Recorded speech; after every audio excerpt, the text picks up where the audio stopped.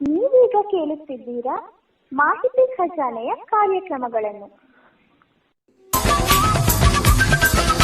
ಮಾಹಿತಿ ಖಜಾನೆ ಯೂಟ್ಯೂಬ್ ವಾಹಿನಿಗೆ ನನ್ನೆಲ್ಲ ಸಂಯುಕ್ತರಿಗೂ ಆತ್ಮೀಯವಾದ ಸ್ವಾಗತ. ಇಂದು ನಾವು ಮತ್ತೊಂದು ಉಪಯುಕ್ತ ಮಾಹಿತಿಯೊಂದಿಗೆ ಬಂದಿದ್ದೇವೆ. ಈ ವಿಡಿಯೋ ನಿಮಗೇನಾದರೂ ಇಷ್ಟವಾದಲ್ಲಿ ಲೈಕ್, ಶೇರ್, ಕಾಮೆಂಟ್ ಮಾಡಿ ಹಾಗೂ ಇನ್ನು ಹೆಚ್ಚು ಉಪಯುಕ್ತ ಮಾಹಿತಿಯನ್ನು ನಮ್ಮ ಯೂಟ್ಯೂಬ್ ವಾಹಿನಿಯಿಂದ ಏನಾದರೂ ನಿರೀಕ್ಷಿಸುತ್ತಿದ್ದೀರಾ? ನಿರೀಕ್ಷಿಸಿದಲ್ಲಿ ಬೆಲ್ ಐಕಾನ್ ಅನ್ನು ಕ್ಲಿಕ್ ಮಾಡುವುದರ ಮೂಲಕ ಸಬ್ಸ್ಕ್ರೈಬ್ ಆಗಿ.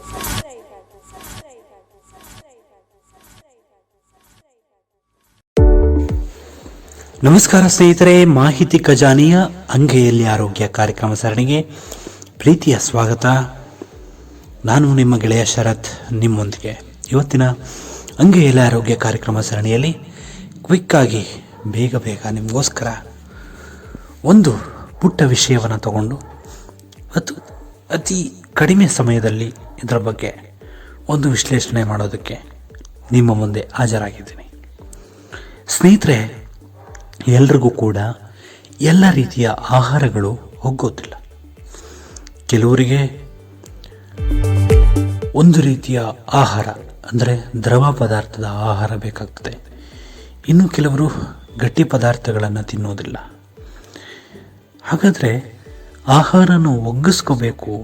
ನಮ್ಮ ಆರೋಗ್ಯಕ್ಕೆ ಆಹಾರ ಒಳ್ಳೆಯ ರೀತಿಯಲ್ಲಿ ಸಹಾಯ ಮಾಡಬೇಕು ಅಂದರೆ ನಾವು ನಮಗೆ ಬೇಕು ಅನಿಸುವ ಅಂದರೆ ನಮ್ಮ ಆರೋಗ್ಯಕ್ಕೆ ನಮಗೆ ತಡ್ಕೊಳ್ಳೋಕ್ಕೆ ಸಾಧ್ಯವಾಗುವಂಥ ಆಹಾರಗಳನ್ನು ಸೇವನೆ ಮಾಡೋದು ಬಹಳ ಮುಖ್ಯ.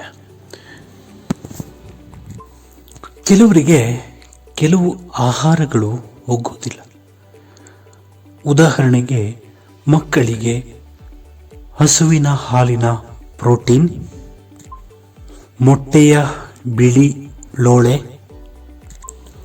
ಗೋಧಿ ಹಾಗೂ ಸೋಯಾಬೀನ್, ಶೇಂಗಾ ಈ ರೀತಿಯ ಆಹಾರಗಳು ಒಗ್ಗೋದಿಲ್ಲ. ಆದರೂ ಕೂಡ ಕೆಲವರು ಇಲ್ಲ, ಇನ್ನು ಸೇವನೆ ಮಾಡಬೇಕು, ಇಂತಹ ಆಹಾರಗಳನ್ನು ಸೇವನೆ ಮಾಡಬೇಕು ಅಂತ ಹೇಳಿ ಸಲಹೆ ನೀಡೋದನ್ನು ನಾವು ಗಮನಿಸ್ತೇವೆ. ಆದರೆ ಒಂದು ವಿಷಯ ಏನು ಅಂದರೆ, ಒಬ್ಬ ವ್ಯಕ್ತಿಗೆ ಎಷ್ಟು ಸಾಧ್ಯವಾಗುತ್ತೋ ಅಷ್ಟು ಆಹಾರವನ್ನು ಸೇವನೆ ಮಾಡೋದಕ್ಕೆ ಪ್ರಯತ್ನಿಸಬೇಕು. ವಿಶೇಷವಾಗಿ ಒಂದು ಪೌಷ್ಟಿಕ ಅಂಶವುಳ್ಳಂಥ ಆಹಾರಗಳನ್ನು ಸೇವನೆ ಮಾಡೋದ್ರಿಂದ ಯಾವುದೇ ರೀತಿಯ ತೊಂದರೆಗಳು ಬರೋದಿಲ್ಲ. ಇನ್ನೊಂದು ವಿಷಯ ಏನು ಅಂದರೆ, ನಮ್ಮ ಪೋಷಕರು ಹಾಗೆ ನಮ್ಮ ಹಿತೈಷಿಗಳು ನಮಗೆ ತಿನ್ನಿ ಅಂತ ಹೇಳಿ ಒತ್ತಾಯ ಮಾಡೋದು ಅದಷ್ಟು ತಪ್ಪು.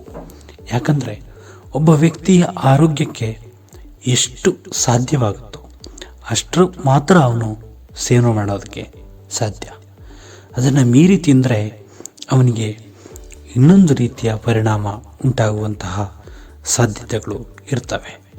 ಹಾಗಾಗಿ ತಿನ್ನುವಾಗಲೂ ಕೂಡ ನಮಗೆ ಬೇಕೆನಿಸುವ, ನಮಗೆ ಇಷ್ಟವೆನಿಸುವ ಆಹಾರಗಳನ್ನು ಸೇವನೆ ಮಾಡೋ ಬದಲು ಪೌಷ್ಟಿಕಾಂಶವುಳ್ಳಂಥ ಆಹಾರಗಳನ್ನು ಸೇವನೆ ಮಾಡೋದು ಬಹಳ ಮುಖ್ಯ.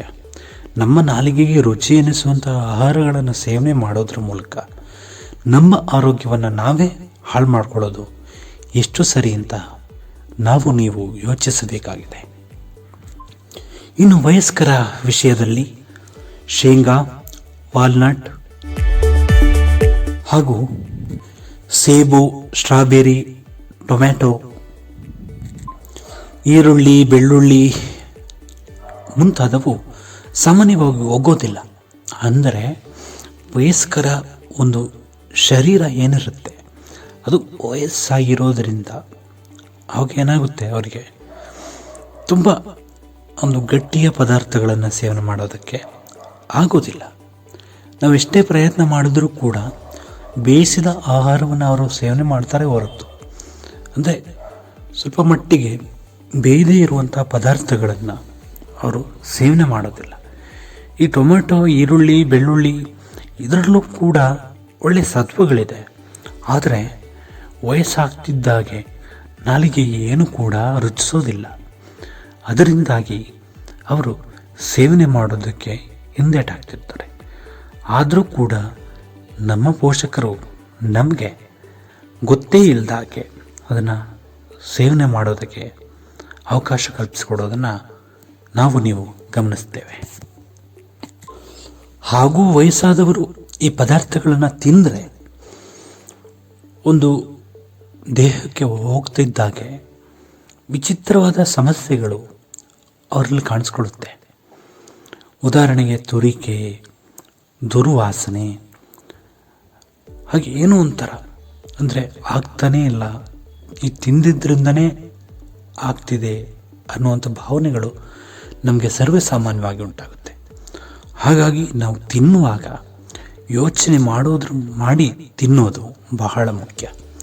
ಇಲ್ಲ ಅಂದರೆ ನಮ್ಮ ಆರೋಗ್ಯಕ್ಕೆ ನಾವೇ ಕೂತು ತಂದುಕೊಳ್ಳುವಂತಹ ಸಾಧ್ಯತೆಗಳಿರುತ್ತೆ.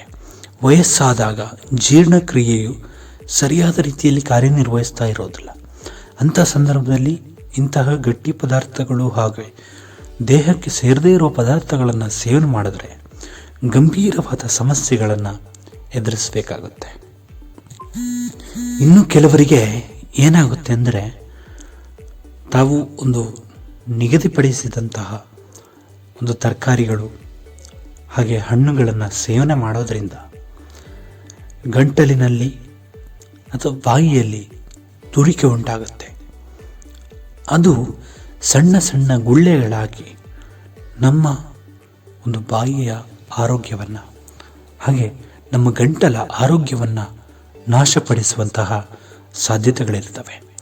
ಹಾಗಾಗಿ ನಾವು ಅವರು ಬೇಡ ಅಂದರೆ ಅದನ್ನು ಒತ್ತಾಯಪೂರ್ವಕವಾಗಿ ತಿನ್ನಿಸೋದು ಬಹಳ ತಪ್ಪು ಅಂತ ನನಗನ್ನಿಸುತ್ತೆ.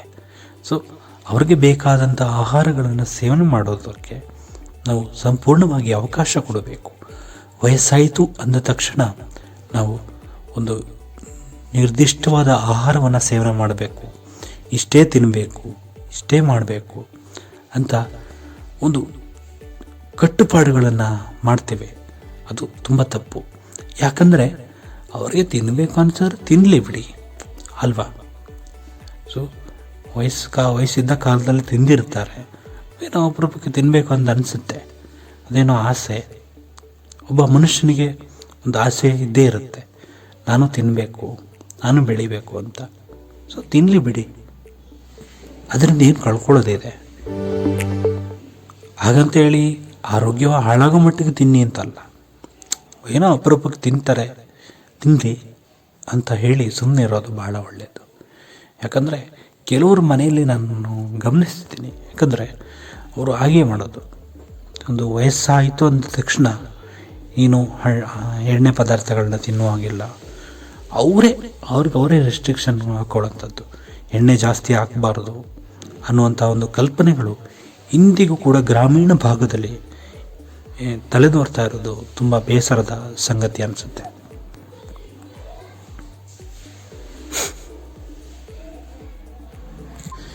ಇನ್ನು ಆಹಾರದಲ್ಲಿ ಪಚನ ಕ್ರಿಯೆ ಸರಿಯಾಗಿ ಸ್ಪಂದಿಸದೇ ಇದ್ದಂಥ ಸಂದರ್ಭದಲ್ಲಿ ಮಕ್ಕಳಲ್ಲಿ ಚರ್ಮ ರೋಗಗಳು ಕಾಣಿಸ್ಕೊಳ್ಳುವಂತಹ ಸಾಧ್ಯತೆಗಳಿರ್ತವೆ. ಅಂದರೆ ಜೀರ್ಣಕ್ರಿಯೆ ತೊಂದರೆಯನ್ನು ಉಂಟು ಮಾಡಿದಂಥ ಸಂದರ್ಭದಲ್ಲಿ ಏನಾಗುತ್ತೆ ಅಂದರೆ, ಮಕ್ಕಳಲ್ಲಿ ಅಂದರೆ ಸಣ್ಣ ಸಣ್ಣ ಮಕ್ಕಳಿರ್ತಾರೆ, ಅವ್ರಿಗೆ ಪಾಪ ತಿನ್ನೋದು ಏನು ತಿನ್ನಬೇಕು ಏನು ಮಾಡಬೇಕಂತ ಗೊತ್ತಿರಲ್ಲ. ಅಂಥ ಸಂದರ್ಭದಲ್ಲಿ ಅವ್ರಿಗೆ ನಾವು ತಿಳಿಸಿ ಹೇಳಿ ತಿನ್ನಿಸೋದು ಭಾಳ ಒಳ್ಳೆಯದು. ಸೊ ತಿಂತಾರೆ ಅಂತ ಹೇಳಿ ಮಕ್ಕಳಿದ್ದಾಗಲೂ ಕೂಡ ತಿನ್ನಿಸಿ ಅವರ ಒಂದು ಆರೋಗ್ಯವನ್ನು ಹಾಳು ಮಾಡೋದು ಎಷ್ಟು ಸರಿ ಅಂತ ನಾವೆಲ್ಲ ಯೋಚನೆ ಮಾಡಬೇಕಾಗಿದೆ. ಈ ಗೋಧಿ ಏನಿದೆ ಇದು ಬೇಗನೆ ಪಚನ ಕ್ರಿಯೆಗೆ ಸ್ಪಂದಿಸೋದಿಲ್ಲ. ಅಂಥ ಸಂದರ್ಭದಲ್ಲಿ ಹಲವಾರು ಕಾಯಿಲೆಗಳು ನಮ್ಮನ್ನು ಬಾಧಿಸೋದನ್ನು ನಾವು ಗಮನಿಸ್ತೇವೆ. ವಿಶೇಷವಾಗಿ ಕೋಲಿ ಅನ್ನುವಂಥ ಒಂದು ಕಾಯಿಲೆ ಇದೆ. ಈ ಕಾಯಿಲೆಯನ್ನು ಗೋಧಿಯನ್ನು ಅತಿ ಹೆಚ್ಚಾಗಿ ಸೇವನೆ ಮಾಡೋದರಿಂದ ಈ ಕಾಯಿಲೆ ಬರುತ್ತೆ. ಹಾಗಾಗಿ ನಾವು ಯಾವುದೇ ಆಹಾರವನ್ನು ಸೇವನೆ ಮಾಡುವಾಗ ನಮ್ಮ ಆರೋಗ್ಯವನ್ನು ರಕ್ಷಣೆ ಮಾಡಿಕೊಳ್ಳೋದು ಬಹಳ ಮುಖ್ಯ. ಅಷ್ಟೇ ಅಲ್ಲದೆ ಕರುಳು ಏನಿದೆ, ಆ ಕರುಳಿಗೆ ತೊಂದರೆ ಉಂಟಾದಾಗ ಡಯೇನಿಯಾ, ಅಮೇನಿಯಾ ಈ ರೀತಿಯ ಹಲವಾರು ಕಾಯಿಲೆಗಳಿಗೆ ನಮ್ಮ ಆರೋಗ್ಯ ತುತ್ತಾಗೋದನ್ನು ಎಡೆಯಾಗೋದನ್ನು ನಾವು ಗಮನಿಸ್ತೇವೆ. ಹಾಗಾಗಿ ಆಹಾರವನ್ನು ಸೇವನೆ ಮಾಡುವಾಗಲೂ ಕೂಡ ನಮ್ಮ ದೇಹಕ್ಕೆ ಒಗ್ಗುವಂತಹ ಆಹಾರವನ್ನು ಸೇವನೆ ಮಾಡೋದು ಬಹಳ ಮುಖ್ಯ. ಇನ್ನು ಜೀರ್ಣಾಂಗ ಸರಿಯಾಗಿ ಸ್ಪಂದಿಸದೇ ಇದ್ದಾಗ ಲ್ಯಾಕ್ಟೋ ಈ ಒಂದು ಪರಿಣಾಮದಿಂದ ಏನಾಗುತ್ತೆ ಅಂದರೆ ವಾಕರಿಕೆ ಉಂಟಾಗುತ್ತೆ. ಅಂದರೆ ತಿಂದಿದ್ದೇನೂ ಕೂಡ ಆರೋಗ್ಯದಲ್ಲಿ ಅಂದರೆ ನಮ್ಮ ದೇಹದಲ್ಲಿ ಉಳಿಯೋದಿಲ್ಲ. ಅಂಥ ಸಂದರ್ಭದಲ್ಲಿ ವಾಕರಿಕೆ ಬಂದ ಹಾಗೆ ಆಗುವಂಥದ್ದು, ವಾಮಿಟ್ ಮಾಡುವಂಥದ್ದು ಇವೆಲ್ಲವೂ ಕೂಡ ಸರ್ವೇ ಸಾಮಾನ್ಯವಾಗಿರೋದನ್ನು ನಾವಿಲ್ಲಿ ಮುಖ್ಯವಾಗಿ ಗಮನಿಸ್ತೇವೆ. ಇದರಿಂದ ಅಲರ್ಜಿ ಕೂಡ ಉಂಟಾಗುವಂತಹ ಸಾಧ್ಯತೆಗಳು ಇರ್ತವೆ. ಹಾಗಾಗಿ ನಮಗೆ ಸರಿ ಎನಿಸುವ, ನಮಗೆ ಹಿತವೆನಿಸುವ ಆಹಾರವನ್ನು ಸೇವನೆ ಮಾಡೋದು ಬಹಳ ಒಳ್ಳೆಯದು. ಬೇಸಿಗೆಯ ಸಂದರ್ಭದಲ್ಲಿ ನಮಗೆ ದೇಹಕ್ಕೆ ಎಷ್ಟು ಸಾಧ್ಯವಾಗುತ್ತೋ ಅಷ್ಟು ಒಳ್ಳೆಯ ಆಹಾರವನ್ನು, ಪೌಷ್ಟಿಕಾಂಶವುಳ್ಳ ಆಹಾರವನ್ನು ಸೇವನೆ ಮಾಡೋದ್ರ ಮೂಲಕ, ನಮ್ಮ ದೇಹಕ್ಕೆ ಒಗ್ಗುವಂತಹ ಆಹಾರವನ್ನು ಸೇವನೆ ಮಾಡೋದ್ರ ಮೂಲಕ ನಾವೆಲ್ಲರೂ ಕೂಡ ಆರೋಗ್ಯವನ್ನು ಚೆನ್ನಾಗಿಟ್ಕೊಳ್ಳೋಣ ಅಲ್ವಾ? ನೀವೇನಂತೀರಾ? ಈ ಕಾರ್ಯಕ್ರಮ ನಿಮಗೇನು ಅನ್ನಿಸ್ತು? ಕಮೆಂಟ್ ಮಾಡಿ, ಲೈಕ್ ಮಾಡಿ. ಇನ್ನೂ ಯಾರೂ ಸಬ್ಸ್ಕ್ರೈಬ್ ಮಾಡ್ಕೊಂಡಿಲ್ಲ, ಈ ಕೂಡಲೇ ಸಬ್ಸ್ಕ್ರೈಬ್ ಮಾಡ್ಕೊಳ್ಳಿ. ಮುಂದಿನ ಮತ್ತೊಂದು ವಿಷಯದೊಂದಿಗೆ ನಿಮ್ಮನ್ನು ಮತ್ತೆ ಭೇಟಿಯಾಗ್ತೀನಿ. ಅಲ್ಲಿವರೆಗೆ ಮಾಹಿತಿ ಖಜಾನೆಯನ್ನು ಕೇಳ್ತಾ ಇರಿ. ಎಲ್ರಿಗೂ ಒಳ್ಳೆಯದಾಗಲಿ, ನನ್ನಿಂದ ಪ್ರಾರಂಭವಾಗಲಿ. ನಮಸ್ಕಾರ.